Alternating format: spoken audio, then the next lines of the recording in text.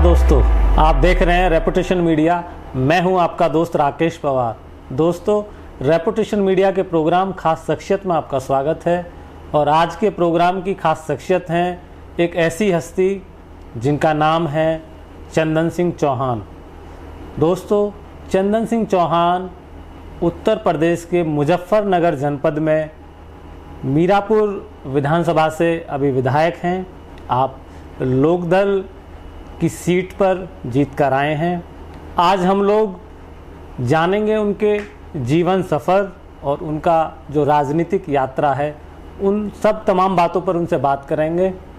तो आइए बात करते हैं मीरापुर विधानसभा के विधायक चंदन सिंह चौहान जी से। चौहान साहब नमस्कार। नमस्कार पवार साहब, कैसे हैं आप? बहुत अच्छे, बहुत अच्छे। आप बड़ी युवा उम्र में ही विधायक बन गए और युवा जो लोग होते हैं उनके साथ एक अलग ही एनर्जी होती है, काम करने की भी और कराने की भी। जी। तो ये बड़े सौभाग्य की बात है कि आप बहुत यंग एज में आपको एमएलए बनने का मौका मिला और ये कहीं ना कहीं बुज़ुर्गों का आशीर्वाद है आपके साथ। तो चौहान साहब, आप बेसिकली कहाँ के रहने वाले हैं? बेसिकली जनपद मुजफ्फरनगर एक हुआ करता था पहले, शामली और मुजफ्फरनगर जनपद। जी। हमारे बाबा बाबू नारायण सिंह जी बीनड़ा गांव पड़ता है, जो फिलहाल वर्तमान में शामली जिला है। अच्छा, शामली जनपद में बीनड़ा गांव है आपका, जहाँ आपके दादाजी जी रहा करते थे। जी, हमारी तो आपके दादाजी जो डिप्टी चीफ मिनिस्टर रहे हैं बाबू नारायण सिंह जी, तो वो अपना उसी गांव से आते थे। जी, वो बहुत छोटी उम्र में गांव से चल के जनपद मुजफ्फरनगर में आ गए थे। अच्छा, मतलब काफ़ी टाइम से आप मुजफ्फरनगर में ही? सन 51 से हम जहाँ और आप इस घर में बैठे हैं, सन 51 से ये बना हुआ है। अच्छा, अरे तो लगभग सन 50 के आसपास, 49 के आसपास को यहाँ पे अपनी जो है पढ़ाई को पूरी कंप्लीट करने, practice as a lawyer practice करने के लिए वो यहाँ बाबू नारायण सिंह मतलब उन्होंने प्रैक्टिस स्टार्ट की? वो जनपद मुजफ्फरनगर कचहरी से यहीं जी उन्होंने अपनी प्रैक्टिस की शुरुआत करी, वकालत की शुरुआत करी और एज ए रोज़गार करी। और उसी वकालत की मेहनत से, उस मेहनत से, उस ख्याति से जो लोगों का संपर्क बना, कहीं ना कहीं उसमें वकालत ने बहुत बड़ा योगदान रहा। वकालत राजनीति में चलो बाबूजी से ही स्टार्ट करते हैं। बाबूजी के राजनीति में अगर आपको जानकारी हो तो उनका राजनीति में आने का कैसे, मतलब किस तरीके से आए हो? देखिए, जैसे मैंने पहले बताया आपको, बाबूजी का जन्म सन 1924 का था जी।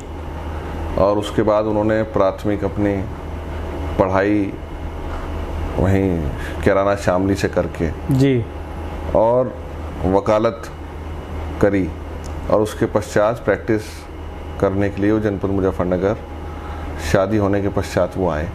ओके। और यहाँ आके उन्हें एज ए लॉयर अपना काम शुरुआत करके मेहनत कष्ट की थे और किसान प्रवृत्ति के थे जी। और एक बात हुआ करती थी जो बताते हैं हमारे बड़े भी, हम भी सुन के बड़े हुए। मैं दुर्भाग्य मानता हूँ, मैं अपने बाबा को नहीं देख पाया जी। उनकी मेरे जन्म से पहले उनकी, अच्छा, आपके जन्म से पहले उनका देहांत हो गया था? उनका हो चुका था।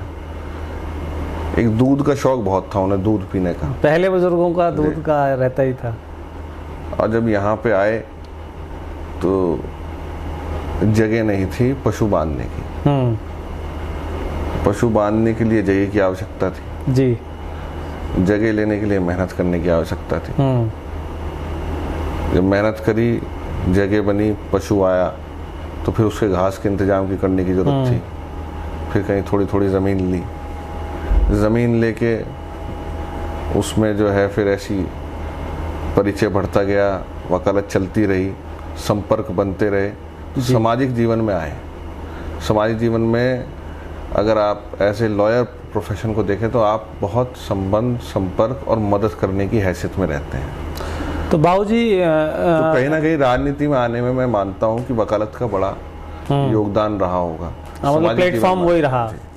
उसके बाद रिकग्नाइजेशन मिलना, क्योंकि उस समय एक नोबल पेशा था वकालत और उसका जी। जब आप कोई किसी की मदद करते थे तो उसका आपकी अहमियत और आपकी शख्सियत का निखार होके उसकी ख्याति बड़ी हुआ करती थी। लोग रिगार्ड करते थे ना, मानते थे कि भाई इन्होंने हमारी मदद की। तो बाबूजी ने इज्जत कमाई, मेहनत करके कमाई, और समाजी जीवन में आके सन 1961 में जो मेरी जानकारी है वो जी जिला परिषद के चेयरमैन सबसे पहले वो बने थे। अच्छा, जिला पंचायत जो मतलब अभी आज की राय में जिला पंचायत होती है। ओके। और वो उनकी मेरे ख्याल से शुरुआत वो पहली उस समय शुरुआत थी, जिला परिषद से शुरुआत हुई उनकी। और उसके बाद बहुत जो काम उन्होंने किए नौकरी लगवाने के, विकास कार्यों के, संबंध संपर्क बनाने के। सन 67 में वो बीकेडी के जिला अध्यक्ष रहे। बीकेडी के चौधरी चरण सिंह जी ने। ओके। उस समय जनपद मुजफ्फरनगर और शामली मिला के 9 सीट थी और 9 की 9 सीट उनके नेतृत्व में जनपद में जीत की गई थी। ये भी एक इतिहास में जी बड़ी बात है। विधानसभा। और सन 74 में वो पहला चुनाव लड़े विधानसभा का मोरना विधानसभा से। तो कांग्रेस से लड़े थे ना वो चुनाव, तो शायद वो हेमवती नंदन बहुगुणा जी का गुट था उस समय जी।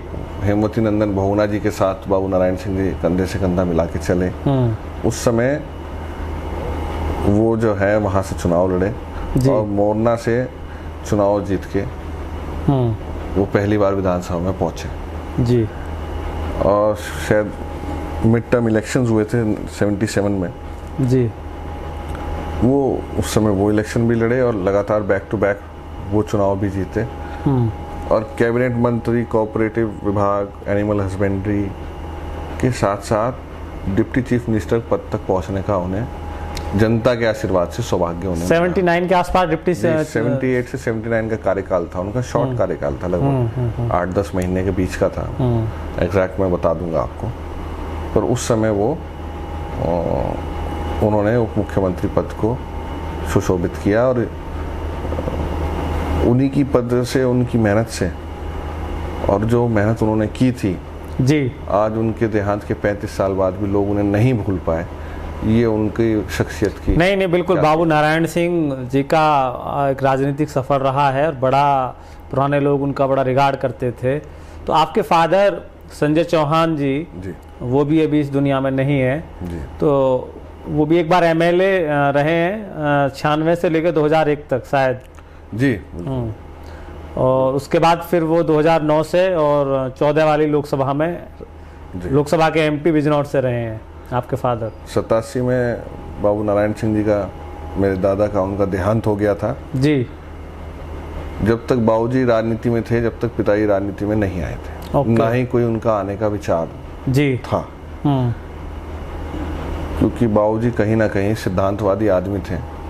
पहले लोग तो देखिए उस टाइप के ही थे और उनके सिद्धांतों में पारिवारिक के सभी लोगों का राजनीति करना कहीं ना कहीं नहीं आता था। जी जी। तो पिताजी ने वकालत कर रहे थे एक नौजवान युवा के रूप में। जब पिता का साया उठ जाता है, मात्र 25 साल की उम्र में उनके पिताजी का जी, उनके ऊपर से साया उठ गया। मेरे 2 ताऊजी और थे जी, पर पारिवारिक दिक्कतें कुछ ऐसी थी, वो फिजिकली इतने फिट नहीं थे। आपके जो ताऊजी हैं वो फिजिकली फिट नहीं है। बीमारी थी, पारिवारिक मजबूरियां थी कि सबसे घर के छोटे होने के बावजूद उन्हें सामाजिक जीवन में बहुत छोटी उम्र में आना पड़ा जी। और पब्लिक ने मिलकर इस चबूतरे पे ही पंचायत हुई थी और पूरे इलाके के बिरादरी के सब समाज के लोगों ने मिलकर तय किया था कि बाबूजी का नाम ऐसे ख़त्म नहीं होने देना जी। उस दिन वहाँ ये चबूतरा, ये घर बाबू नारायण सिंह जी का है। इस घर के जो, और ये घर बाबूजी के बाद इस क्षेत्र की, इस इलाके की, इस बिरादरी के सर्व समाज का चबूतरा है जी। जो निर्णय यहाँ से लिया जाएगा उसको मैं जब तक मेरी अंतिम सांस है या हमारे परिवार के लोग उस सामाजिक फैसलों का सम्मान करने में अपने जीवन का आखिरी प्रयास तक नहीं। आप अगर ये सोचते हैं तो ये अपने आप में बड़ी बात है कि भाई बुजुर्गों की जो एक परिपाटी चली आ रही है उसको आगे बढ़ाना। तो आपके फादर फिर पॉलिटिक्स में आ गए। 89 में 27 साल की उम्र में पहला चुनाव लड़ा जी। मांगा कहीं था टिकट और मिला कहीं से था जी। पर वो शुरुआत थी चुनाव की।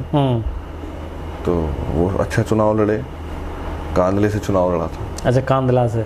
तो वीरेंद्र सिंह थे सामने, कौन था? वीरेंद्र सिंह जी थे। अच्छा अच्छा। अच्छा चुनाव हुआ था, जो लोग याद करते हैं। उस समय के बड़े बहुत बैठे, हम तो बहुत कौन सी पार्टी से टिकट? कांग्रेस से। कांग्रेस। अच्छा, कांग्रेस से मिला था। लड़े थे। और उस समय अच्छा चुनाव हुआ था, अच्छे माननीय सम्मानजनक तरीके से।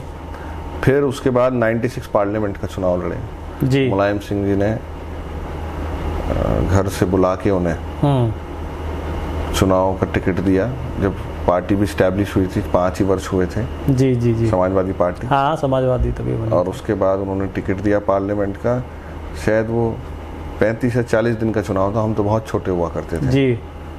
और जो आज का समय चल रहा है तुष्टीकरण का, धार्मिक भावनाओं को बढ़वाने का, वो समय भी राम जन्मभूमि विवाद को लेके उस समय चल रहा था। वही। और उसके बावजूद भी बहुत थोड़े मार्जिन से वो चुनाव हार गए थे। ओके। और सोनवीर सिंह जी एमपी बने थे उस समय। उसी के अगले 6 महीने के अंदर असेंबली इलेक्शन आ गए। और असेंबली इलेक्शन में उन्होंने जो है मोरना क्षेत्र की जनता ने, मतलब बाबूजी वाली सीट से ही फिर वो लड़े एक बहुत बड़े माफिया के सामने। उस समय के माफिया थे बहुत बड़े, आप लोग पता करेंगे जी, जिनके सामने चुनाव लड़ने की कोई हिम्मत नहीं करा करता था। इस क्षेत्र की जनता ने उस माफिया से लड़के उनको असेंबली में भेजा। सामने जो है बड़े मार्जिन। उस साल मुलायम सिंह जी, मायावती जी और स्वर्गीय कल्याण सिंह जी भी चुनाव लड़ रहे थे। पर सबसे ज्यादा मतदान प्रतिशत मोरना विधानसभा के अंदर हुआ था। अच्छा, अरे वेरी गुड। और भारी मार्जिन से जिता के उन्हें यहाँ से भेजा था। और उसके बाद 1996 से लेकर 2002 तक विधायक रहे जी। दुर्भाग्यपूर्ण रहा कि उसके बाद कुछ हिस्सा हमारा जो विधानसभा का था कट के मजबूत इलाका जो था हमारा उत्तराखंड खानपुर विधानसभा में चला। 2000 में जब वो उत्तराखंड बना जी, वो हमारा गढ़ था, बाबू नारायण सिंह जी का गढ़ था। उन्होंने बहुत मेहनत करी थी और खादर क्षेत्र था हमारा वो जी। उसके वहाँ जाने से आंकड़ों में हम कहीं ना कहीं पीछे रह गए, जिस कारण 2002 में निराशा हाथ लगी जी। और उसके बाद समय बीतता गया, सरकार बनी।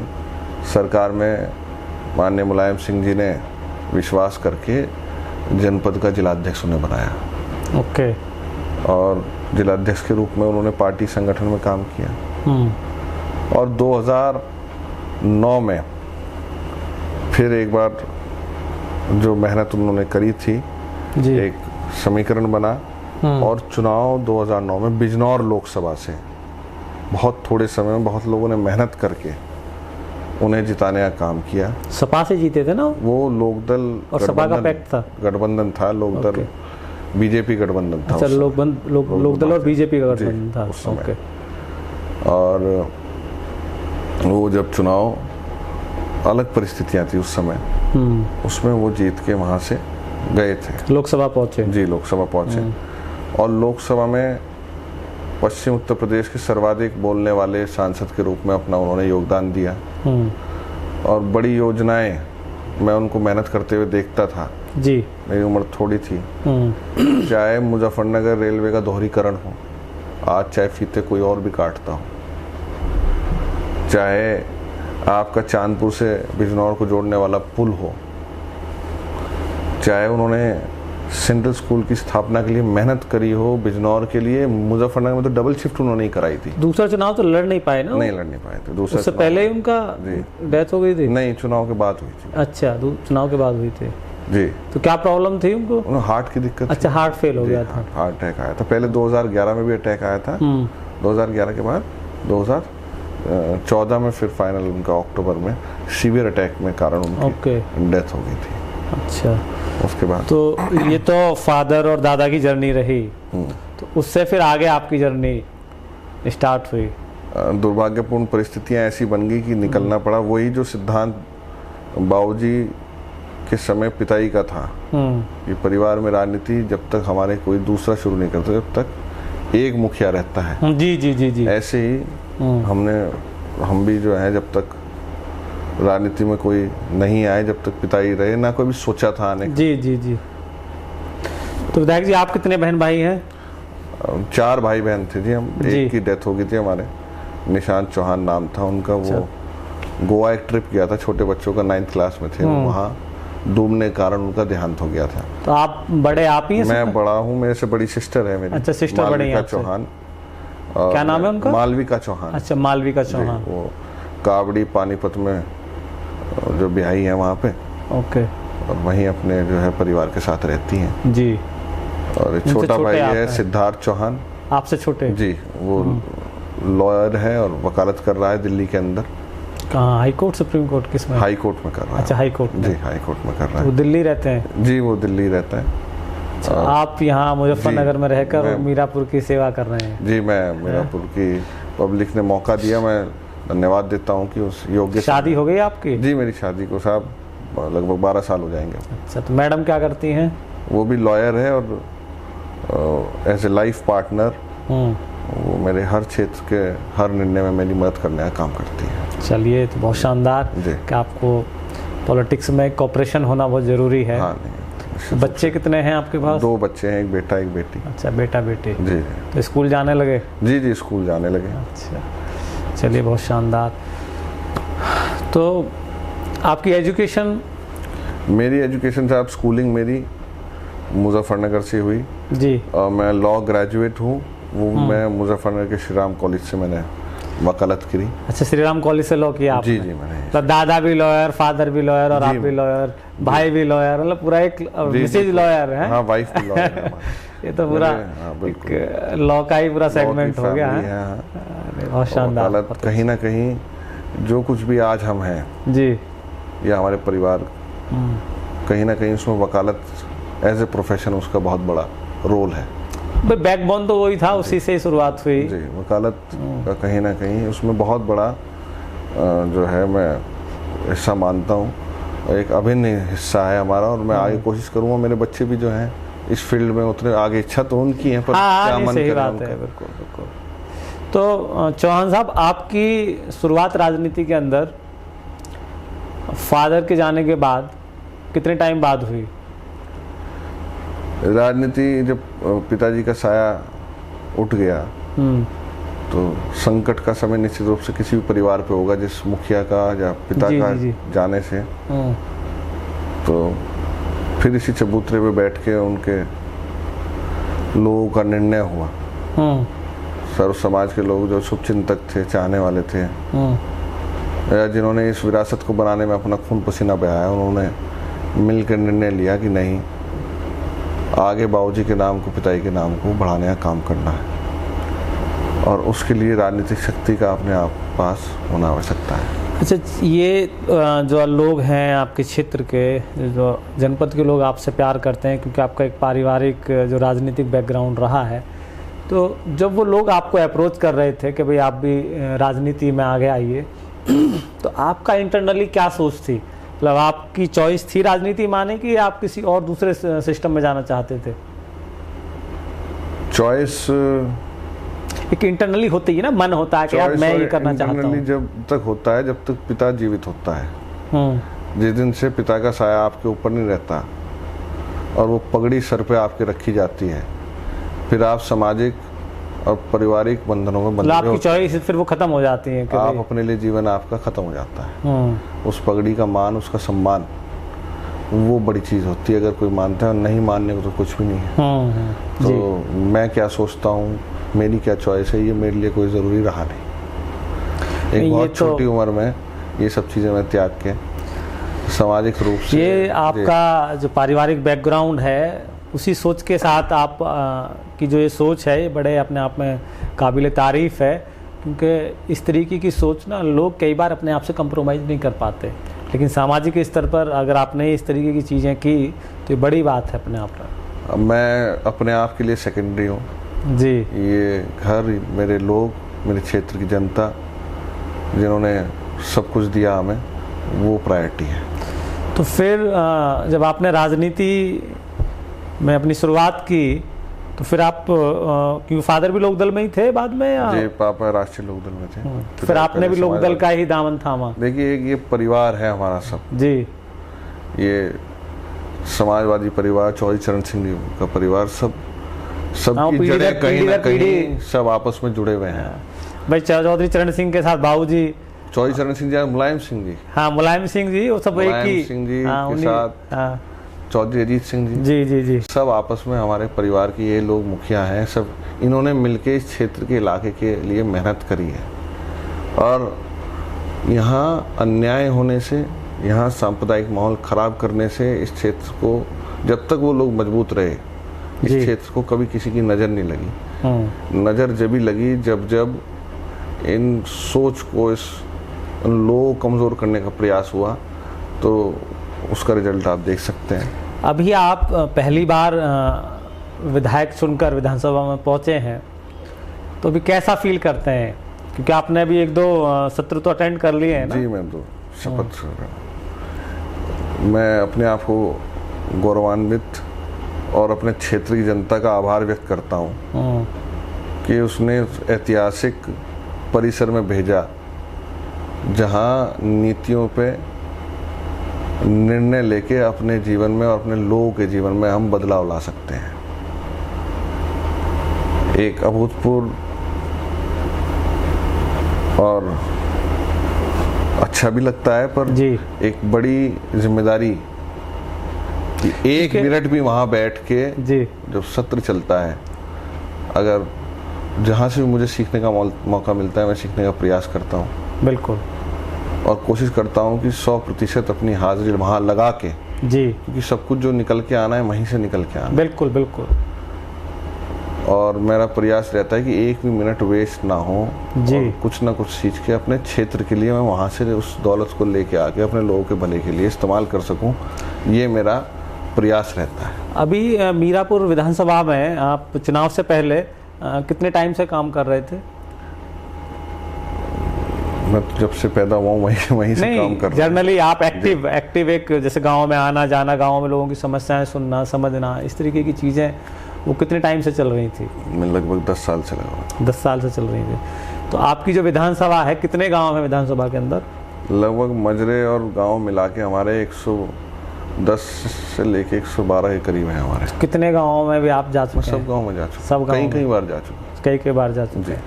तो मीरापुर विधानसभा की विधायक बनने के बाद तो प्रयास मेरा ये है कि कुछ मेरे अभी गांव बचे हुए हैं लगभग, वरना मैं लगभग हर गांव में पहले से एज ए विधायक मैं विश्वास दिलाता हूं कि लगभग 20-25 दिन के अंदर सर्व गांव को कवर करने का काम करूं। मतलब जाते रहते हैं? जी जी।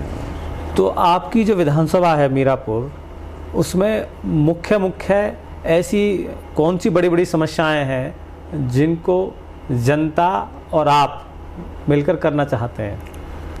देखिए, बाहरी व्यक्तियों के आने के कारण हमारा क्षेत्र कहीं ना कहीं विकास में पिछड़ा हुआ है। जी। एक बड़ा मुद्दा हमारे यहाँ हो गया ये कि बाहर के लोग आते हैं, चुनाव लड़ते हैं, चुनाव लड़के चले जाते हैं। जी। उस कारण से हमारे क्षेत्र का विकास नहीं हो पाता। मैं अपने क्षेत्र नहीं, जो भी व्यक्ति ये इंटरव्यू देख रहा है, मैं उन सब से कहना चाहूँगा कि आप अपने क्षेत्र के व्यक्ति को जो आपके बीच का हो, उसे हमेशा चुनने का काम करें, जो आपको अवेलेबल हो सके। जो आपके बीच ही नहीं हो, क्या करेगा आपके लिए? तो हमारे क्षेत्र का दुर्भाग्य रहा कि पिछले पिताजी के जाने के बाद कुछ गैप सा ऐसा बन गया, कुछ बाहरी लोग आ गए और इसे पॉलिटिकल टूरिज्म की जगह समझ लिया। जी। तो इस कारण से बड़ा नुकसान हुआ। अब हमारे यहाँ मोरना शुगर मिल के विस्तारीकरण की बहुत महत्वपूर्ण आवश्यकता है। हमारे मिल शुगर मिल है आपकी विधानसभा में? बाबूजी ने लगवाया था, बाबू नारायण सिंह जी ने। अच्छा। सहकारी शुगर मिल है, कोऑपरेटिव का मोरना शुगर मिल है हमारा। और एक हमारा शुगर मिल हमारा टिकोला है, उसमें पिताजी ने सुभाष प्रकाश जी के साथ मिलकर बड़ी मुलायम सिंह से करवा के बड़ी मदद कराई थी। वो मिल का उत्तर प्रदेश का सबसे बेहतरीन मिल है हमारा, उसका पेमेंट सबसे पहले होता है। ओके। तो अपने क्षेत्र के निर्माण के लिए उन्होंने जब योगदान दिया। आपकी विधानसभा में किसानों की क्या पोजीशन है, कैसा है, मतलब कैसे हालात? फिलहाल विधानसभा नहीं, पूरे देश के अंदर किसान पिटावा है, कमज़ोर है और कहीं ना कहीं आर्थिक रूप से पिछड़ा हुआ है, जिसका रिजल्ट बहुत तेज मुझे लगता नहीं है देश भी झेल पाएगा। और एक बड़ा आर्थिक संकट देश के ऊपर आया। किसानों की मेहनत का आंदोलित है किसान, मतलब चिंगारी लगने की देर है एक बड़ा आंदोलन खड़ा होने में। आपकी जो मीरापुर विधानसभा है, अभी लगभग आपको कितना टाइम, 6-7 महीने हो गए, कितना हो नहीं, गया? हमने 28 मार्च को शपथ लिए साहब। 28 मार्च को, तो अभी तो 3-4 महीने का टाइम है। अभी पूरा कार्यकाल आप 4 महीने आपका पूरा एक कार्यकाल आपके पास अभी है जी। मीरापुर विधानसभा के लिए आपका क्या विजन है? मैं अपनी मीरापुर विधानसभा को एक आइडियल विधानसभा के रूप में बनाना चाहता हूँ जी। मौका जब और अच्छा होता अगर हम सरकार हमारी बनती, माननीय अखिलेश यादव जी और जयंत चौधरी के नेतृत्व में हमारे नेता अगर मुख्यमंत्री होते, तो मैं विश्वास दिलाता हूँ, अपने नेताओं पर भरोसा था इतना कि स्काई इज द लिमिट, जो भी हम सोच सकते थे वो हम अपने क्षेत्र के लिए ला सकते थे। पर हम दूसरे तरीके से मेहनत करके अभी देखिए, ऐसा आपका बैकग्राउंड जो है विधायक जी, आप लॉ के स्टूडेंट्स हैं, और लॉयर जो होता है उसके अंदर ना 2-4 टेक्निक अलग होती हैं, और एक एमएलए चाहे वो निर्दलीय हो, किसी भी पार्टी का हो, अगर वो टेक्निकल चीज़ों को समझते हैं और उस पर अपना प्रभाव रखते हैं, तो मैं कह रहा हूँ कि एक एमएलए एक विधानसभा के लिए इतना काम कर सकता है। देखिए, ये जो आप कह रहे हो तो ठीक है कि अभी पार्टी हो तो ज़्यादा इनकरेज मिलता है, लेकिन आप एक ऐसी सभा में जाकर बैठे हैं कि पार्टी आपकी रूलिंग हो या ना हो, लेकिन आप इतना जज्बा रखते हैं कि आप अपनी विधानसभा के अंदर इतना कार्य कर सकते हैं कि मैं कह रहा हूं कि रूलिंग वाले भी नहीं सोच सकते। जो पवार साहब, आपको विश्वास है और मैं क्षेत्र की जनता को आप युवा हैं, तो मैं खरा उतरने का प्रयास करूंगा। जी जी जी जी जी, अपने नेताओं के आशीर्वाद से मैं प्रयास करूंगा। एजुकेशन का कैसा प्रभाव है आपकी विधानसभा में? एजुकेशन बच्चे ले रहे हैं, पिछले कोरोना काल से जब से हुआ है, कहीं ना कहीं प्रभावित हुई है एजुकेशन सिस्टम। तो कॉलेज वगैरह हैं, प्रॉपर कॉलेजेस जैसे डिग्री कॉलेजेस वगैरह हैं, कुछ पर और आवश्यकता है, कुछ बने हुए हैं, मतलब चल नहीं रहे अभी जी, हमारे यहाँ है अभी, तो उस पर ध्यान देने की आवश्यकता है। स्वास्थ्य को लेके बहुत काम करने की आवश्यकता है जी। एक बिजनेस अपॉर्चुनिटीज बनाने की आवश्यकता है, क्योंकि सरकार तो कहीं ना कहीं विफल हो चुकी है रोजगार देने के रूप में।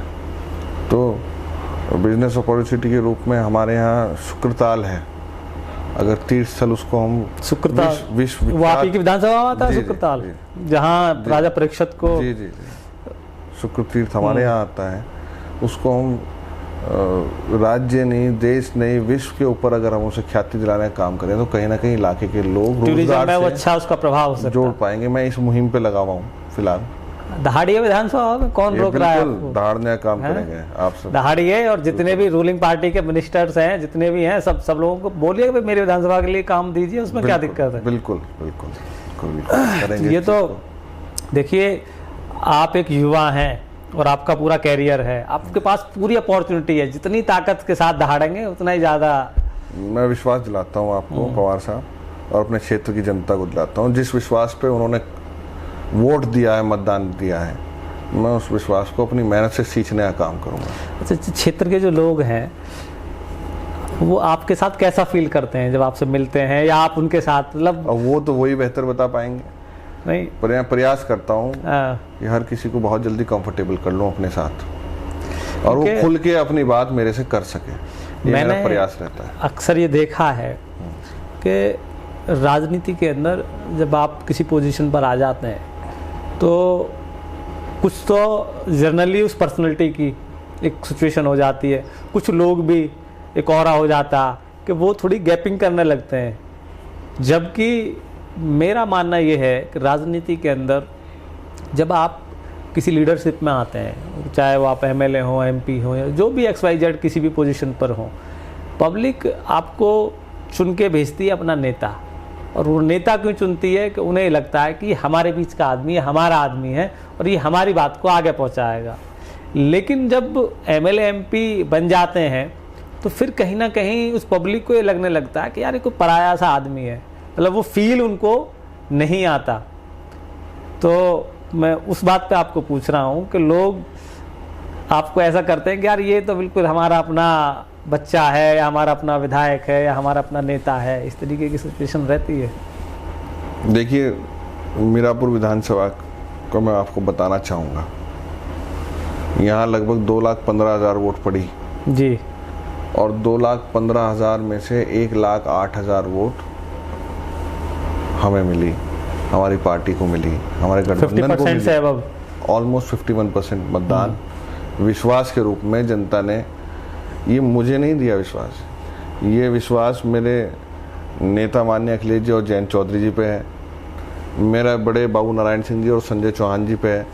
और मैं अपने आप को बहुत छोटे रूप में बता रहा हूँ, मैं थोड़ी सी मेरी उनकी अवेलेबिलिटी की मेहनत पे है। जी जी जी जी। और मैं विश्वास दिलाता हूँ कि जब पद आ जाता है तो केवल जनता ही नहीं, परिवार के लोग भी या दोस्त भी या आप भी कहते होंगे कि व्यस्तताएं थोड़ी बढ़ जाती हैं। हाँ नहीं, बिल्कुल नेचुरली थोड़ा ट्रैवलिंग बढ़ जाती है।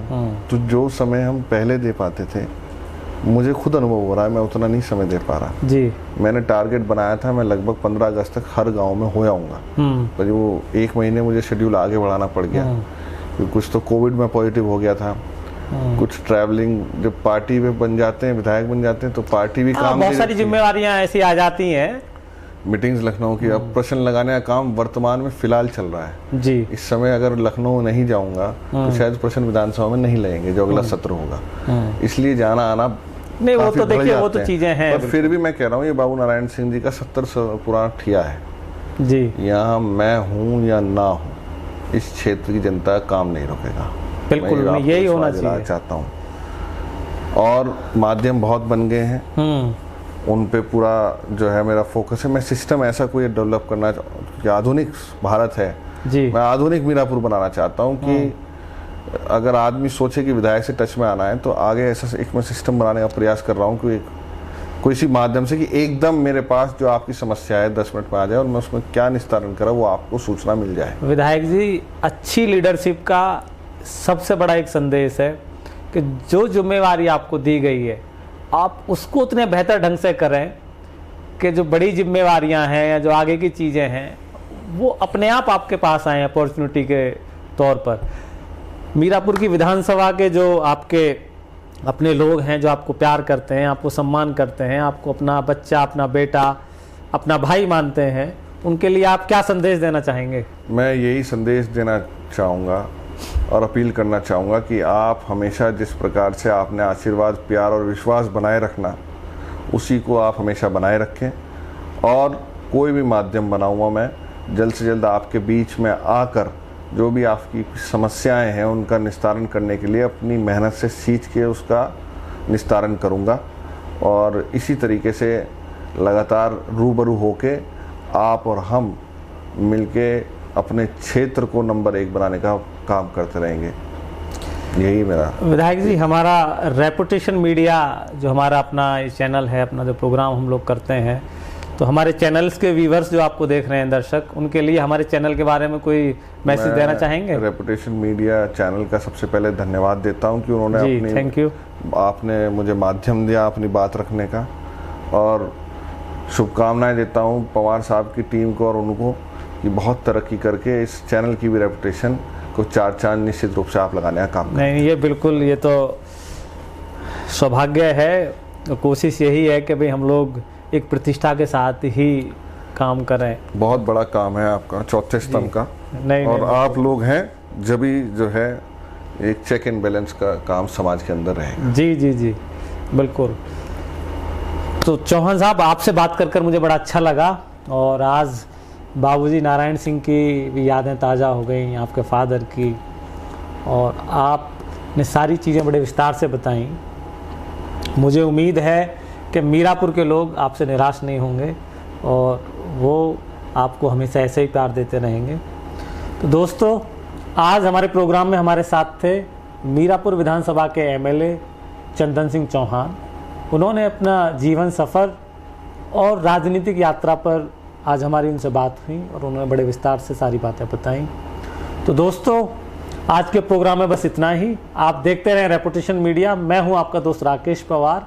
मिलते हैं फिर किसी नई वीडियो में किसी नई हस्ती के साथ। नमस्कार।